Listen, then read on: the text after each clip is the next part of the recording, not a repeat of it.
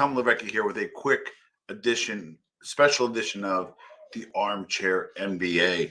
This is a developing story out of Laval, Montreal, Canada, and Leonardo Rizzuto, who is the son of Vito Rizzuto, who passed alleged mafia leader, wounded in a shootout not a shootout, but a one-way shooting in Laval. He's the son of Vito Rizzuto, and he was shot while driving on Highway 440. Who is Leonardo Rizzuto? He's the alleged, and that's again key, alleged. He did not die in the shooting. He was injured, but he's alleged to be one of the leaders of the current Montreal Mafia, which at this point has been a major drug trafficking organization, big in construction and traditional mafia wear. So who is Leonardo Rizzuto? So he's the son of Vito Rizzuto. Most people know who Vito Rizzuto is.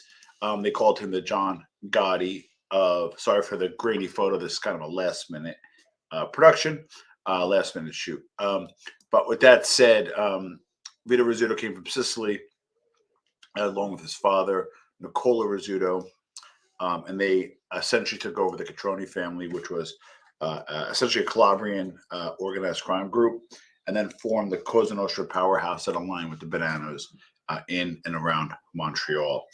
The way Vito Rizzuto did it, which was very smart, is rather than kind of fight each other, you got all the organizations to work together, where they were the distribution point for the cocaine, heroin, and hashish and weed, and then distributed amongst other crime groups, which was unheard of at the time, making him a global powerhouse. What tripped up Vito Rizzuto was he was involved with the three captains shooting. I think it's Joe Messino, Sal Vitale. Forgive me, I got to check. Drop your comments below on which one.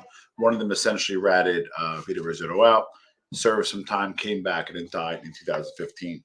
So at that point, the question was who was taking over, and the theory is and was that it was Leonardo Rizzuto. So yesterday at 4:40 p.m., he was fired upon while he was driving. One person was injured, and the other was, just essentially not killed but injured, and obviously being investigated. He is not cooperating with the cops, as far as we know. The car got pretty beat up, so you got some. Pretty clear shots here at actually at least four, actually five, six, damn, entrance holes. And then I had a Mercedes C300. I had low profile tires. They are notorious for blowing out. I probably spent about $2,000 in tires. That's part of the reason why I got rid of it. So they blow out pretty easily. So although this looks very dramatic, they blow out pretty easily because it looks like it's a low pro tire on a Mercedes. I have a great Mercedes, but that will be discussed on another day. But with that being said, so Leonardo got shot obviously a few times. He survived. He youngest son of Vito Rizzuto, and as I mentioned, who ruled pretty much the Montreal Mafia, had connections in Sicily as well as New York, just for a number of years. In 2006, that's kind of when he got jammed up. And then, unfortunately, and again, there's some room for debate. Some people think it's a Calabrian striking back. Some people think it's a faction that formed against the Rizzutos on who's taking them out. But at this point, the father, Nicola Rizzuto, was shot while he was in the kitchen by a sniper rifle. The other son, Nick Rizzuto, who was alleged to take over, was shot, I believe, in 2009, December 2009. It was around my birthday, actually. So the father was taken out. The son was taken out. Some people believe that Vito Rizzuto may have been poisoned. I don't know. This is, again, totally alleged. And then now they're going after Leonardo Rizzuto in a shootout. It's just literally a craziness that goes on. It's diametrically opposite of what's happening in New York. Not a lot of shootings, not a lot of killings, that kind of stuff.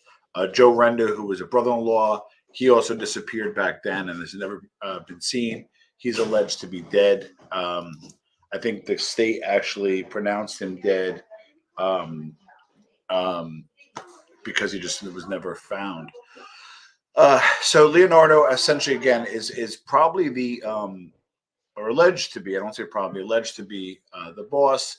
And in 2013, uh, they allegedly formed a group of who would control the the mafia in Montreal, and it was led to be Leonardo, also Stefano Slecito. He's the son of Rocco Slecito. He was somebody else in the Rizzuto organization. He was killed, I believe, in around 16. And Rizzuto was arrested in Project Colossae or Project Colossal. And that was a big bust where they took down Nick Rizzuto and a whole bunch of other guys, Paolo Renda, Rocco Slecito, again, the father. And it was basically they were breaking up a large drug trafficking organization and laundering. So Leonardo was into some pretty heavy stuff, or is allegedly into some pretty heavy stuff. He survived the shooting. This is a developing story. I got a funeral to go to, so I can't unpack this right now. But I'm going to reach out to some experts that I know and trust and either kind of get their opinion or maybe ask them to come on if they have some time later today or tomorrow, because this war has been going on for a while. The Rizzutos have been decimated.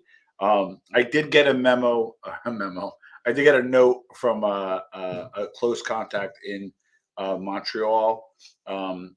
His opinion is believed to be this may be a coup from the younger people in the Rizzuto organization that are looking to take over and that are kind of looking to wipe the last remaining Rizzuto out.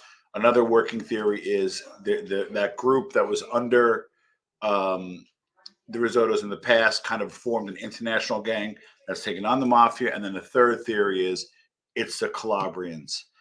So we'll see. Breaking news story, uh, developing story. Leonardo Rizzuto was shot in Laval, Montreal, Canada. And thank you for checking out this short edition of the Armchair MBA. Drop your theories below. We'd love to hear them.